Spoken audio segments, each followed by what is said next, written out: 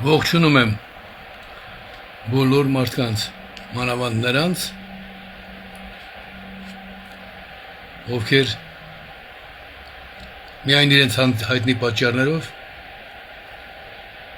չեն ընդունում ոչ թե ինձ, այլ իմ մտածելակերպը, իմ անցած ճանապարհը եւ այլն եւ այլն։ Մարդկանց շատ է խանգարում մեծամտությունը։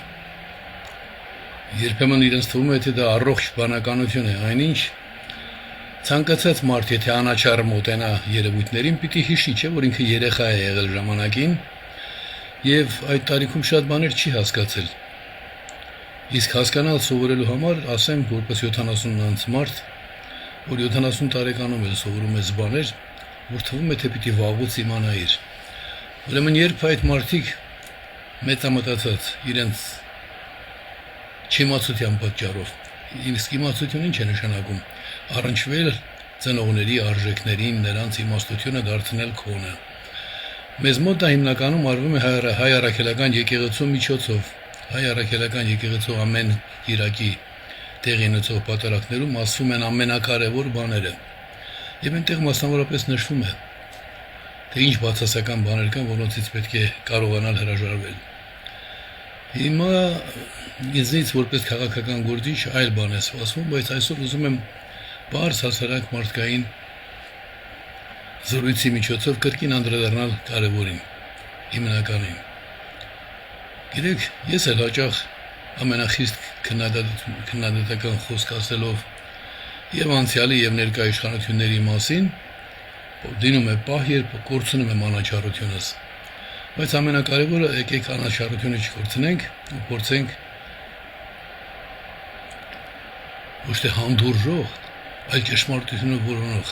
այսինքն ամենակարողին մոտեցող մարդու ձգտումով դիտել երևույթները։ Միանշանակ թշնամանքի արտահայտումը ցույց է տալիս նաև միակողմանի արդեն նախագաղափարված մոտեցման արկայություն։ Իսկ երբ դու ասում ես, այո, ճանապարհներ են վերանորոգվում, այո, նոր ճանապարհներ են կառուցվում, եւ ինչքան լավ է, որ դա արվում է առանց հատուկ գովազդի։ Դպրոցներ են վերանորոգվում, կառուցվում, բայց զուգահեռաբար ասում ես, որ մենք երկրի քաղաքացիներ ենք, ու մեր երկրի պարտքերը ահռելի չափերով ավելանում են։ 30 քանի տարվա ընթացքում նույնիսկ մետրոյի մեկ կայարան չկառուցվեց, մինչդեռ դա ոչ միայն հաղորդակցության հարց է, այլ նաև ազգային անվտանգության։ Հյուսիս-հարավ ճանապարհ են կառուցում, եւ ճանապարհի մի փոքր հատված, ինչ որ դրամական պատճառներով, իբր դատական քաշքշուկով տարիներ է ձգձգվում։ Հետո տեղեկանում ես, որ զորահավաքներ են կատարվում, որովհետեւ զինվորների քանակը չի բավարարում սահմանը պահելու համար։ Ուրախանում ես, որ հաղթական տրամադրվածությամբ զինծառայողների ծառայության ժամկետը կրճատվեց, բայց եթե քո զինվորների քանակը չի բավարարում եւ դու դրանք փորձում ես կոմպենսացնել, փոխհատուցել զորահավաքներով եւ զորահավաքի գնահատածները ոչ թե որպես պայստազորայիններ իրենց գիտելիքներն են խորանում, այլ շարքային ծառայություն են իրականացնում, այդ պայմաններում դու սկսում ես մտածել, որ ինչ որ բան այն չէ։ Շատ լավ է, որ ինչ որ շրջան կարողանում ես խուսանավել լարվածությունից, բայց ի վերջո այդ լարվածությունը դու չես կառավարում։ Միջազգային հարաբերություններում քեզնից բացի կամ միջպետական հարաբերություններում կա նաև հակառակորդ։ Եվ այդ հակառակորդը քո տրամաբանությամբ չի շարժվել, ես ամենը տեսնելով անաչառություն դրսևորելու այդ քո ձգտումով մեկ էլ հասկանում ես, որ այո, նրանք ովքեր որ անցյալում լուրջ թերացումներ են ունեցել հանրության առաջ, եմ ասում, նրանք դրա համար պիտի պատասխան տան։ Բայց այդ պատասխան տալու ընթացքում տեսնում ես երևույթներ, որոնք օրինականությունից դուրս են։ Ու դու պարտավոր ես ասել, որ լսիր, դու քո չարը գործելակերպով չես կարող լավ բանի հանգեցնել։ Ի վերջո չար ծառը բարի պտուղ չի տա։ Եվ այս պայմաններում փորձում ես հասկանալ, ինչու է հանրային լարվածությունը այս մակարդակի հասել։ Ինչու է բանը հասել նրան, որ որևէ երևույթ գնահատող հացականի օգտագործումը հանկարծ ընկալվում է որպես գուցեև արդարացի է, բայց ընկալվում է ոչ արդարացիորեն, որպես ուղղակի ասված խոսք, հայհանք։ Ու դրա հիման վրա հանրության ուշադրությունը տարբեր բաների վրա է բևեռվում։ Եթե որևէ մեկ ինչ-որ բան է ուզում անել եւ որոշ ժամանակի ընթացքում չի կարողանում անել, դա նշանակում է ինքը չի կարողանում անել կամ չի ուզում անել։ Այդ մեզ մոտ ինչ է կատարում։ Մենք գերիների հարցով զբաղվում ենք։ Գնա տատիկիդ հետ մանկական խաղերով զբաղվի, տիկին կամ օրիորդ։ Պետական գործիչ է նրա համար, որպեսզի խնդիրները լուծի, ոչ թե զբաղվի այդ խնդիրներով ու դրանով զբաղվի հանրության ուշադրությունը գրավի։ Մենք ունենք գերիներ, բայց դուք խաղաղությունից եք բարբաջում։ Մենք ունենք պատանդներ, աշխարհն է դրա մասին խոսում, բայց դուք իբր գնում եք, պայքարում եք, աշխատում եք։ Գալիս է պահ, որ դու պիտի ասես, ես չկարողացա, ներողություն, ուզում էի չկարողացա։ Թե հանրությունը պիտի, այդ գիտեք ինչի է նման։ Լավ, շատ չխորանամ։ Հիմա արդարադատություն իրականացնելուց են խոսում եւ զանգված կա, որը իսկապես արդարության ձգտում ունենալով ասում է ինչ լավ է, հանցագործները հերթով ձերբակալվում են, կալանավորվում են, դատարանի առաջ են կանգնելու, նրանց ունեցվածքը բռնագրավվում է։ Նրանք բթամիտ չեն, այդպես մտածողները, նրանք արդարություն են փնտրում իրենց ամբողջ կյանքում եւ հիմա դրա նշույլներն են տեսնում։ Բայց մեկ այլ բան, այս բոլոր գործողությունները պետք է կատարվեն օրենքի հիման վրա, չէ՞։ Օրենքներն էլ պետք է կառուցված լինեն սահմանադրության հիմնական օրենքի հիման վրա։ Հասարակ բան է, շատ պարզ բան։ Բայց հիմնական օրենքի բարեփոխումը է սկսվել 20 թվականին պաշտոնապես։ Ոչ պաշտոնապես 18 թվականին է ազդարարվել եւ իշխանափոխություն է իրականացվել, Մերժիր Սերժին կարգախոսը դա էր նշանակում, ու չի իրականացվել։ 2 տարի ուշացումով սկսել են գործընթացը, պիտի ավարտեին 20 թվականի սեպտեմբերին, հայեցակարգ եմ խոսում դեռ միայն։ Ու չեն արել 20 թվականին 6 տարի անցել, հետո նոր որոշումներ։ Լավ, ես ինչ համատարած բթամտություն է։ Պարլամենտ անցած փոքրիկներ, շատ անշնորհք եք։ Իսկ ամբողջ ընթացքում ձեզնից որևէ մեկը ձեզ վախեցրել են, հասկանում եք, ձեզ փողով խեղդել են, պարգևավճարներով, այ ինձնից փոկած գումարներով ես գիշեր ցերեկ աշխատում եմ, որ գումար կուտակեմ ու ձեր ստոր արարքները, ստոր ցանկությունները բավարարեմ։ Այ ինձնից եք դուք այդ գումարը վերցնում, իմ նմաններից, ժողովրդից վերցնում եք ու դրանով գոհ եք, համարում եք, որ դուք այնքան լուրջ աշխատանք եք տանում, որ պիտի աշխատավարձից բացի պարգևավճարներ ստանաք, բացառիկ բաներ, ինչևէ։ Հիմա դուք ձեր մեջ ձեր առաքելություն հասկացող մեկը չկա, որ ասի մենք օրենքներով ենք զբաղվում, օրենսդիր մարմին ենք, օրենսդիր, բայց կա նաև հիմնական օրենք, որի գործընթացը տապալել ենք մի քանի անգամ, տապալել ենք, էլի կարող եք ասել, չէ, չկարողացանք, չստացվեց, ավելի լավն ենք ուզում։ Այ մարդ, երբ չես կարողանում մի բան անել, օրինակ պիտի նախաճաշ պատրաստես։ Հյուրեր ունես, նախաճաշ պիտի պատրաստես։ Որոշակի ժամանակում չարեցիր, պիտի հրաժարվես։ Ասես ես չկարողացա, ձեզ մոտ չէ, ոչինչ, երեկոյան կտանք, դիմացեք, համբերեք։ Այդ տրամաբանությամբ աշխատում են միայն կամ ստոր պիղծ արարածները, կամ տկարամիտները։ Բայց մեր ազգը տկարամիտների ձեռքին գերի չի ընկել։ Դուք տապալել եք ամենակարևոր գործը։ Իսկ երբ ամենակարևորը տապալում ես, հետին նկատառումներով թե բթամտության հետևանքով, դա կարևոր չի, տուժում է ամբողջ հանրությունը։ Բայց հիմա նաև ընդդիմադիր դաշտի խոսում եք անօրինականություններից, ավելի կարևոր անօրինականություն կա,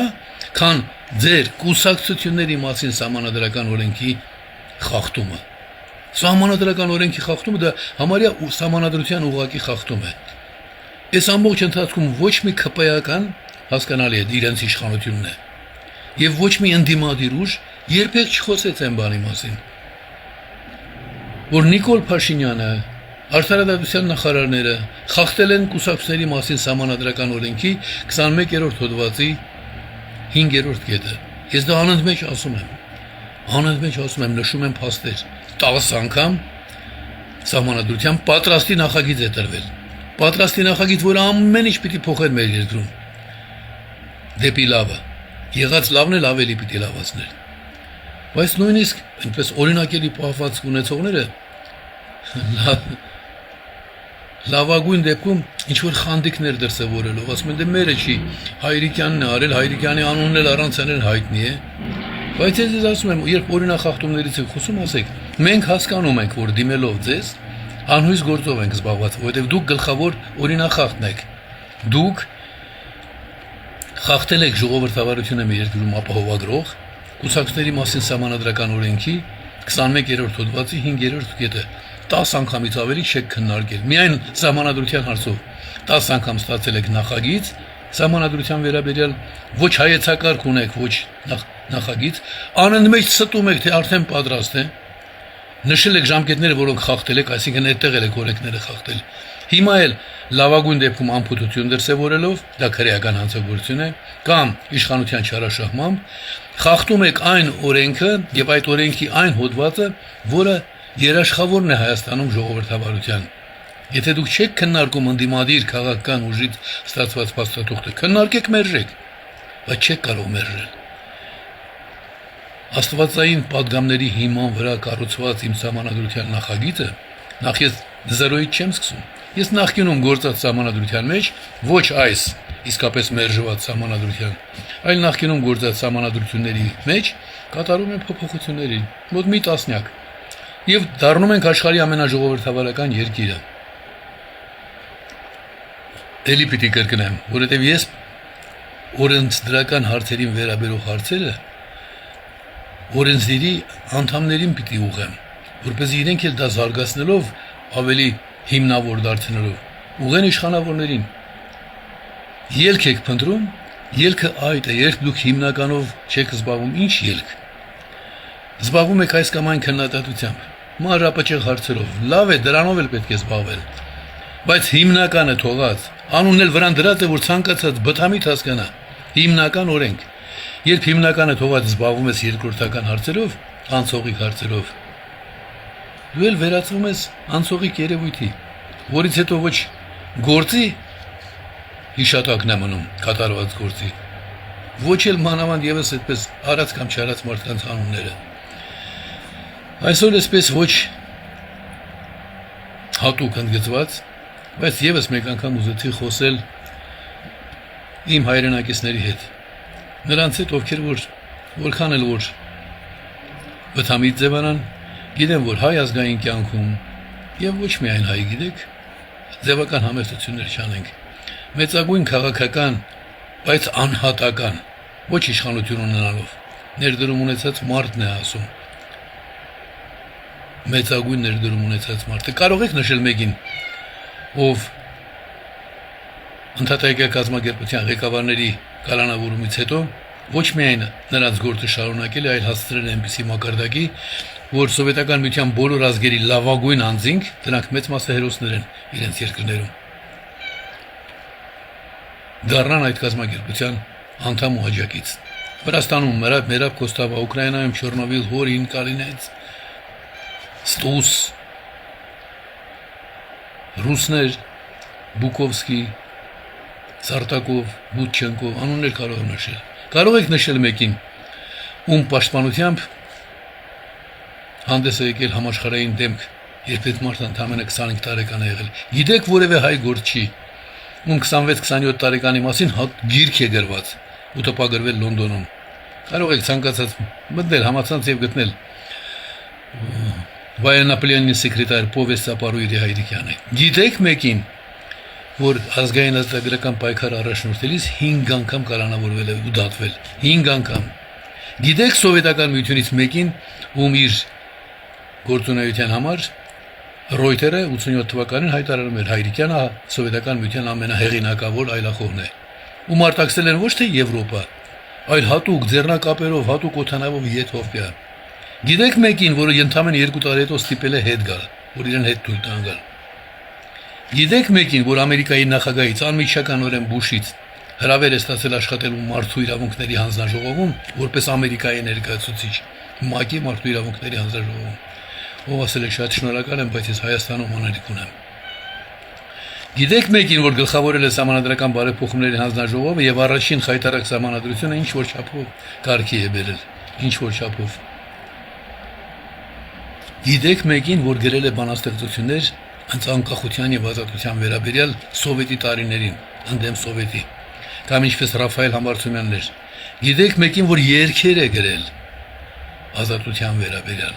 եւ այդ երգերը ամբողջ ազգն է երգել։ Հիմա այդ մարդը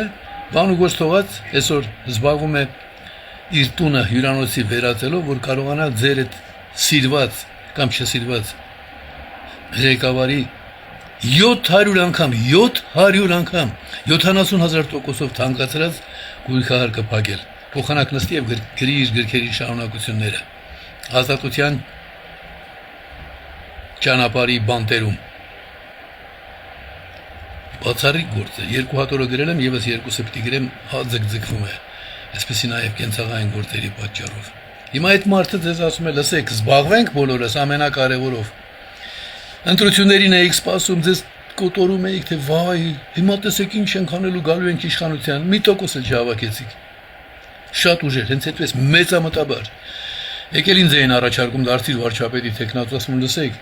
կարևորը մեր քաղաքացուն վարչապետի կարգավիճակ տանք, մեր քաղաքացուն դարձնենք երկրի նախագահը։ Մեր ազգի վերջին հզորությունը իրենց հայկական ցակումը հիշող մարդիկ են, որոնցից ոչ մեկը իդեալական չի, մանավանդ դրսում ապրողները վերջերս եկել էին սարսափելի մի բան, անապայից եկել էին մի խայտարակություն, ընտանիքի ներսում ռուսերեն խոսելուց բացի ամենանողկալի բաները, որ մարդը կարող էր թույլ տալ, թույլ տվեցին ու հայկին, անունի չեմ ասում, որ դրան էլ արժանի չի։ Ստոր խապեբա 4 օր ապրում է մի տան մեջ գող երջանիկ, վերջում գրում է, որ տունը խոզանոց էր։ Ուրեմն դու էլ խոզ էիր։ Օրինակի համար եմ ասում։ Բոլոր հայերը իդեալական չեն, բայց ոչ մի հայ վատը չի ի սկզբանե։ Կան տարբեր դրսևորումներ։ Հիմա մեր հիմնական հզորությունը իրենց հայկական ցակումը հիշող հայերն են։ Նախկինները այնպես էին անում, որ Հայաստանի քաղաքացիները մեկուսանան, Հայաստանի տերը լինելու զգացումից խորթանան, այսինքն թույլ չէին տալիս, որ որպես տեր մասնակցեն իշխանության ձևավորմանը։ Սրանք ավելի խորացրին։ Մինչդեռ այլ ձևեր կան։ Հայաստանի քաղաքացի հակ չի վճարում, վերջացավ նրա նկատմամբ քրեական գործը հարցնում եւ ասում է, որ այդ ընթացքում դա դրանի որոշմամբ զրկվում է ընտրելու իրավունքից, եթե հարկերը չի վճարել։ Խուսափել է ծառայությունից նույն բանը։ Ամեն ոլորտի օրենքը պիտի ճիշտ գործի, բայց քաղաքացուն երկրի տերը լինելու իրավունքից զրկել օրենքով դա հակասահմանադրական արանք է, հակասահմանադրական հակահայ գործողություն։ Այս բոլորը ուղղելու մի ճանապարհ կա, բոլոր բանիմաց մարդիկ պիտի զբաղվեն հիմնական խնդրով։ Հիմնական խնդիրն այն է, որ մենք հենց այսօր ամեն ինչ մի կողմ դնելով առաջին ասենք Նիկոլ Փաշինյան, դու օրենքի անունից խոսելու իրավունք չունես, քո կառավարությունը իր հերթին, որովհետև կառավարությունն էլ է ստացել եւ չի քննարկել, խախտել եք համանդրական օրենքը, դուք ակնհայտորեն ձեր ճակատին գրել եք օրինախախտ։ Դրանից հետո դուք համանդրության հարցում նույնպես օրինախախտ եք 4 անգամ ժամկետներ եք սահմանել, բոլորն էլ խախտել եք։ Ես չեմ խոսում ներբերակների մասին, որ այնքան հիմնավոր չի, դա էլ է շեղում։ Կա պատրաստի նախագիծ, դա պետք է անպայման քննարկել։ Չքննարկելու դեպքում ամբողջ ազգը պետք է միավորվի Պարույր Հայրիկյանի գրած բացարձակ համանդրության, բացարձակ ժողովրդավարության համանդրությունը քննարկելու գաղափարի շուրջ։ Տեսեք, ասում եմ քննարկելու։ Իսկ քննարկումից հետո արդեն կտեսնենք ընդունվում է, չի ընդունվում։ Բայց վախենալ հրապարակային քննարկումից դա ցույց է տալիս, չէ՞ որ ունենք արժեքավոր բան, որից վախենում են իշխանավորները, բայց որով իշխանավոր է դառնում քաղաքացին։ Իմ պարտներ խոսել, ասել այս ամենը, խոսել այս ամենի մասին, ասել եւ եւս մեկ անգամ հիշեցնել, որ անհետևանք չեն մնալու այս գործողությունները մեր զավակների համար։ Նրանք, ովքեր մխիթարում են նրանով, թե իրենց զավակները դրսում են, հաստրել են փախցնել եւ ուղարկել իբր սովորելու տարբեր երկրներում, նրանք էլ ահա որ բեռեն իրենց զավակների վրա թողնում։ Դեր զավակները պետք է մարդ լինեն, չէ՞։ Մարդ։ Բայց խղճի խայթը գիտեք ինչ բան է, ամենածանր հիվանդությունը։ Խղճի խայթի պատճառով է, որ իմ ընկերներից քանից արդեն 20 տարի չկան, նրանք այդ հիվանդությունը ցավերին դիմանալ չկարողացան։ Ես ուզում եմ, որ Աստված բոլորիս հանդեպ բարեցական լինի։ Ես գիտեմ, որ Աստված մեզ սիրում է։ Իմ օրինակով գիտեմ, որ բոլորիս սիրում է։ Եվ մեզ տվել է ամեն մեկից 1000 անգամ ավելին, քան մենք արժանի ենք։ Եվ այդ Աստծո հաշվի առնելով լսենք Աստծո խոսքը, ապրենք ճշմարտությամբ։ Աստված մեզ պահապան։